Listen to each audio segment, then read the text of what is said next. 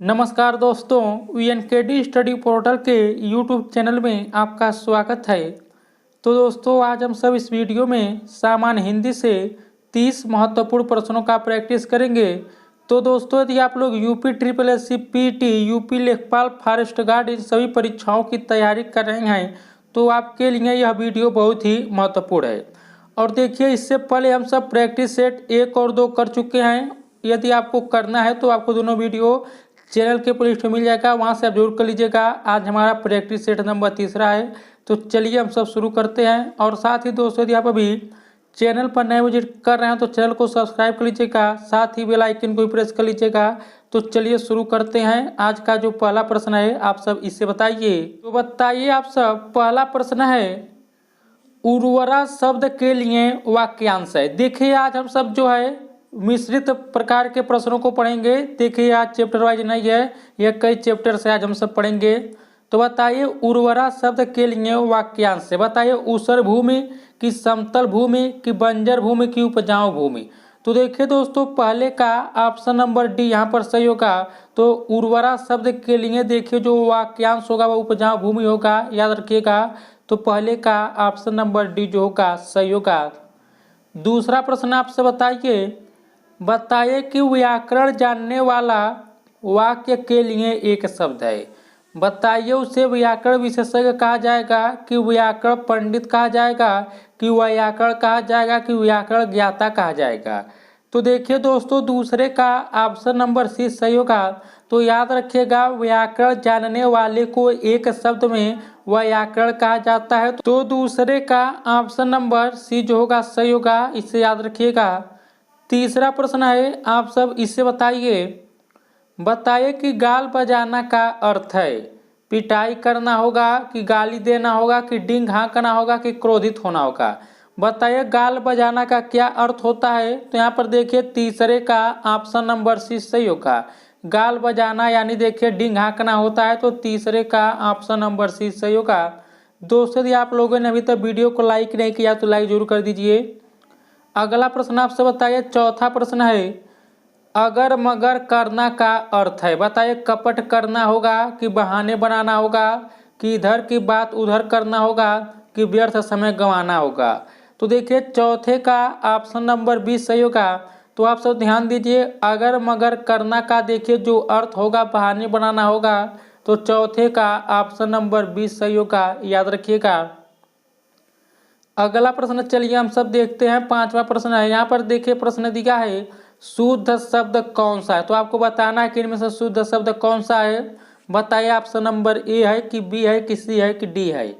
तो देखिए दोस्तों, 5 का ऑप्शन नंबर बी यहाँ पर सही होगा। तो देखिए सच्चिदानंद जो है यह शुद्ध शब्द है। तो यहाँ पर 5 का ऑप्शन नंबर बी सही होगा। देखिए सच्चिदानंद इसी प्रकार लिखा जाता है, तो ध्यान दीजिएगा इस ऑप्शन को।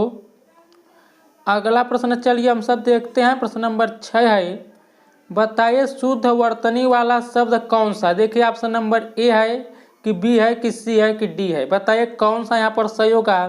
तो देखिए 6 का ऑप्शन नंबर सी सही होगा। तो देखिए दोस्तों, सुसुप्ति जो लिखा जाता है वह देखिए पहले छोटा सा रहता है, तब देखिए स, फिर आधा पद देखिए, तब यह देखिए रहता है इसी प्रकार। तो 6 का ऑप्शन नंबर सी सही होगा। सुसुप्ति जो है इसी प्रकार लिखा जाता है। अगला प्रश्न चलिए हम सब देखते हैं। 7वां प्रश्न है, देखिए दोस्तों इस प्रश्न को 90% लोग जरूर गलत कर देंगे। तो बताइए इसे सही वर्तनी छांटिए। तो देखिए ऑप्शन नंबर ए यहाँ पर देखिए सही होगा, कि ऑप्शन नंबर बी सही होगा, कि ऑप्शन नंबर सी सही होगा, कि ऑप्शन नंबर डी सही होगा। तो देखिए 7 का ऑप्शन नंबर जो होगा यहाँ पर सी सही होगा। तो देखिए दोस्तों, ज्योत्सना जो लिखा जाता है वह ऑप्शन नंबर सी की तरह लिखा जाता है, तो याद रखिएगा। तो 7 का ऑप्शन नंबर सी जो होगा सही होगा। अगला प्रश्न आपसे बताइए, प्रश्न नंबर 8 है, यहाँ पर बताइए शुद्ध शब्द क्या है। ऑप्शन नंबर यहाँ पर देखिए शुद्ध है, कि बी है, कि सी है, कि डी है। देखिए दोस्तों यहाँ पर 8 का ऑप्शन नंबर जो होगा सी सही होगा। तो देखिए संपूर्ण जो है ऑप्शन नंबर सी यही सही है, तो यहाँ पर शुद्ध जो होगा यही होगा। अगला प्रश्न चलिए हम सब देखते हैं। प्रश्न नंबर 9 है, बताइए कि दयानंद में प्रयुक्त संधि का नाम है। बताइए दयानंद में किस संधि का प्रयोग हुआ है। गुण संधि का, कि व्यंजन संधि का, कि दीर्घ संधि का, कि इनमें से कोई नहीं।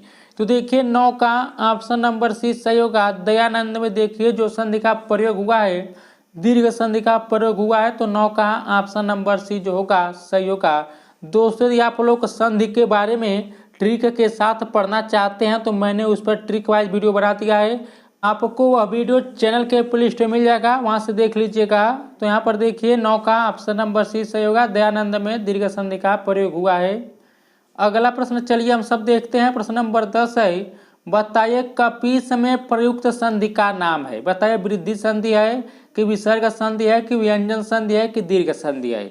तो देखिए दोस्तों 10 का ऑप्शन नंबर डी सही होगा। तो यहाँ पर देखिए कपीस शब्द में व्यंजन, यहाँ पर देखिए दीर्घ संधि का प्रयोग हुआ है। तो 10 का ऑप्शन नंबर यहाँ पर देखिए डी सही होगा। कपीस में देखिए दीर्घ संधि का प्रयोग हुआ है। अगला प्रश्न चलिए हम सब देखते हैं। प्रश्न नंबर 11 है, बताइए कि आधा तीतर आधा बटेर का अर्थ है। ऑप्शन नंबर ए दिया छोटा बड़ा होना, ऑप्शन नंबर बी दिया बेमेल तथा बेढंगा होना, ऑप्शन नंबर सी दिया रंग बिरंगा होना, और ऑप्शन नंबर देखिए डी दिया उचित सामंजस्य का अभाव। तो देखिए 11 का ऑप्शन नंबर जो होगा बी सही होगा। तो आधा तीतर आधा बटेर का देखिए जो अर्थ होता है बेमेल तथा बेढंगा होना होता है, याद रखिएगा। तो 11 का ऑप्शन नंबर बी जो होगा सही होगा।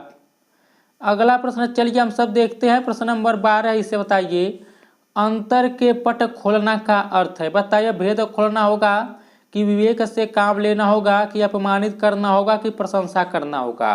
तो देखिए 12 का ऑप्शन नंबर ए सही होगा। अंतर के पट खोलना यानी देखिए भेद खोलना होता है। तो 12 का ऑप्शन नंबर ए जो होगा सही होगा।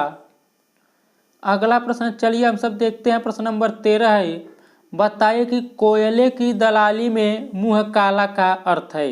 झूठ बोलना होता है कि कोयले का व्यापार करना होता है कि बुरे काम से बुराई मिलना होता है कि व्यापार में घाटा होना होता है। तो देखिए दोस्तों 13 का ऑप्शन नंबर सी सही होगा। कोयले की दलाली में मुंह काला का देखिए जो अर्थ है वह बुरे काम से बुराई मिलना होगा। तो 13 का ऑप्शन नंबर सी जो होगा सही होगा।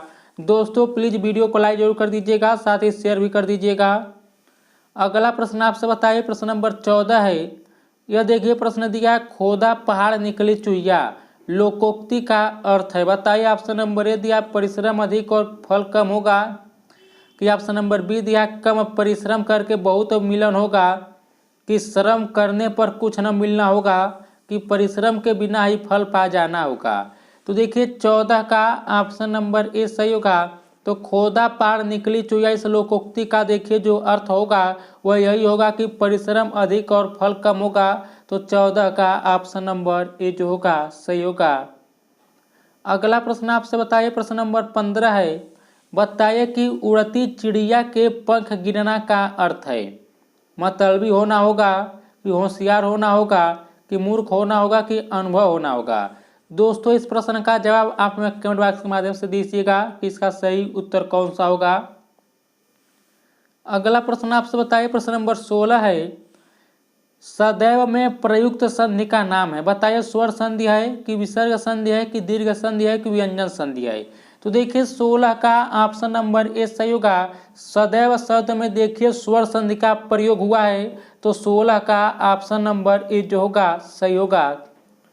अगला प्रश्न चलिए हम सब देखते हैं। प्रश्न नंबर 17 है, बताइए कि सन्मति का सही संधि विच्छेद है। ऑप्शन नंबर ए दिया समझ प्लस मत, ऑप्शन बी दिया है सत प्लस मति, ऑप्शन सी दिया सद प्लस मति, और ऑप्शन डी दिया सन प्लस मति। तो देखिए 17 का ऑप्शन नंबर बी सही होगा। देखिए दोस्तों सन्मति का जो सही संधि विच्छेद होगा वह ऑप्शन नंबर बी होगा, यहाँ पर सत प्लस मति, तो याद रखिएगा। अगला प्रश्न आपसे बताइए। प्रश्न नंबर 18 है, इसे बताइए इत्यादि का सही संधि विच्छेद है। बताइए इत प्लस यदि होगा कि इति प्लस आदि होगा कि इति प्लस यदि होगा कि इनमें से कोई नहीं। तो देखिए 18 का ऑप्शन नंबर 20 सही होगा। इत्यादि का जो सही संधि विच्छेद होता है वह इति प्लस आदि होता है, याद रखिएगा। तो 18 का ऑप्शन नंबर बी जो होगा सही होगा। अगला प्रश्न आपसे बताइए। प्रश्न नंबर 19 है, देखिए प्रश्न दिया है निम्नलिखित में से कौन सा शब्द वृद्धि संधि का उदाहरण नहीं है। बताइए सदैव नहीं है, कि परमोदार्य नहीं है, कि गुरुपदेश नहीं है, कि जलौघ नहीं है। तो देखिए दोस्तों 19 का ऑप्शन नंबर सी सही होगा। यहाँ पर देखिए गुरुपदेश शब्द जो दिया है वृद्धि संधि का उदाहरण नहीं है, तो 19 का ऑप्शन नंबर सी जो होगा सही होगा। अगला प्रश्न आपसे बताइए, प्रश्न नंबर 20 है, बताइए निम्न में से दीर्घ संधि युक्त पद कौन सा है? महर्षि में है, कि दैत्यायन में है, कि सूर्योदय में है, कि देवेंद्र में है?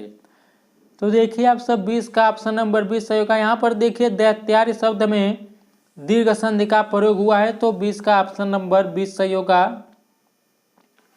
अगला प्रश्न चलिए हम सब देखते हैं, प्रश्न नंबर 21, इसे बताइए इनमें से कौन स्वर संधि का उदाहरण है? बताइए संयोग है, कि पवन है, कि नमस्कार है, कि मनोहर है? तो देखिए दोस्तों 21 का ऑप्शन नंबर 20 सही होगा। तो यहाँ पर देखिए पवन जो शब्द है यह स्वर संधि का यह देखिए उदाहरण होगा, तो यहाँ पर 21 का ऑप्शन नंबर 20 जो होगा सही होगा। अगला प्रश्न आपसे बताइए, प्रश्न नंबर 22 है, देखिए यह प्रश्न दिया है कि पवन का सही संधि विच्छेद है। बताइए प प्लस अवन होता है, कि पो प्लस अन होता है, कि प प्लस अन होता है, कि प प्लस वन होता है?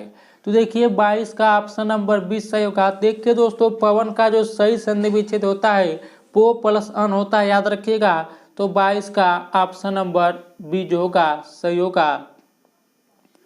अगला प्रश्न आपसे बताइए, प्रश्न नंबर 23 है, निम्नलिखित शब्दों में से किसमें व्यंजन संधि? बताइए सप्तऋषि में, कि सत्कार में, कि हिमालय में, कि निराधार में? तो देखिए 23 का ऑप्शन नंबर 20 सही होगा। यहाँ पर देखिए सत्कार में व्यंजन संधि का प्रयोग हुआ है, तो 23 का ऑप्शन नंबर 20 जो होगा सही होगा, इसे याद रखिएगा। अगला प्रश्न आपसे बताइए, प्रश्न नंबर 24 है, बताइए निम्नलिखित शब्दों में से किसमें विसर्ग संधि है? नरेंद्र में, कि सज्जन में, कि सदैव में, कि अतएव में? तो देखिए 24 का ऑप्शन नंबर डी सही होगा। यहाँ पर देखिए अतएव में विसर्ग संधि का प्रयोग हुआ है, तो 24 का ऑप्शन नंबर डी जो होगा सही होगा। अगला प्रश्न चलिए हम सब देखते हैं, प्रश्न नंबर 25 है, बताइए उत प्लस हार के योग से कौन सा शब्द बनेगा? बताइए उतार बनेगा, कि उद्धार बनेगा, कि उदार बनेगा, कि आहार बनेगा? तो देखिए 25 का ऑप्शन नंबर 20 सही होगा। उत प्लस हार के योग से उद्धार शब्द बनेगा, तो 25 का ऑप्शन नंबर 20 सही होगा, इसे याद रखिएगा। अगला प्रश्न आपसे बताइए, प्रश्न नंबर 26 है। दोस्तों यदि आपने अभी तक वीडियो को लाइक नहीं किया तो लाइक जरूर कर दीजिए। अगला प्रश्न आपसे बताइए, प्रश्न नंबर 26 है, बताइए पर्यावरण का सही संधि विच्छेद है। पर्या प्लस वर्ण होता है, कि परिधि प्लस आवरण होता है, कि परिध प्लस आवरण होता है, कि परि प्लस आवरण होता है? तो देखिए 26 का ऑप्शन नंबर जो होगा डी सही होगा। तो देखिए दोस्तों पर्यावरण का जो सही संधि विच्छेद होता है वह परि प्लस आवरण होता है, तो 26 का ऑप्शन नंबर डी सही होगा, इसे याद रखिएगा। अगला प्रश्न आपसे बताइए, प्रश्न नंबर 27 है, बताइए अनुनासिक का संबंध होता है केवल मुंह से होता है, कि नाक और मुंह दोनों से होता है, कि केवल नाक से होता है, कि इनमें से कोई नहीं? बताइए 27 का कौन सा विकल्प सही होगा? तो देखिए दोस्तों 27 का ऑप्शन नंबर 20 सही होगा। यहाँ पर देखिए अनुनासिक का जो संबंध होता है नाक और मुंह दोनों से होता है, याद रखिएगा। तो 27 का ऑप्शन नंबर 20 जो होगा सही होगा। अगला प्रश्न आपसे बताइए, प्रश्न नंबर 28 है, बताइए अनुनासिक व्यंजन कौन से होते हैं? वर्ग के तृतीयाक्षर होते हैं, कि वर्ग के प्रथमाक्षर होते हैं, कि वर्ग के पंचमाक्षर होते हैं, कि इनमें से कोई नहीं? तो देखिए आप सब 28 का ऑप्शन नंबर सी सही होगा। तो अनुनासिक व्यंजन जो होते हैं वर्ग के पंचमाक्षर होते हैं। 28 का ऑप्शन नंबर सी सही होगा, इसे याद रखिएगा।